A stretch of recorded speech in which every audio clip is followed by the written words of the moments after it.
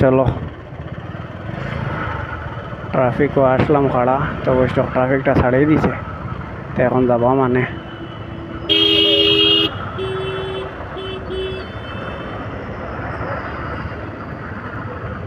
বহু সময় আসলাম ট্রাফিকও, বুঝছেন। ও বর্তমানে ট্রাফিকটা ছাড়িয়েছে, কিতার লাগে অত সময় আসলো কোয়া যান না, কিছু বোঝা যান না। আই ডোন্ট মাইন্ড, সামনে গেলে বোঝা যাইব মানে কোন কারণে অত সময় আসলো ট্রাফিকটা।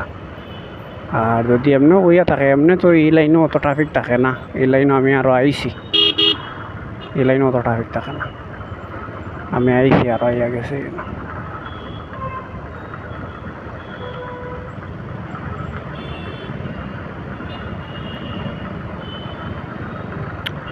ট্রাফিক তো সব জায়গাতো থাকে, লেকিন ওলা যদি থোড়া থোড়া করে চলে যায় তো ভালো না। আর যদি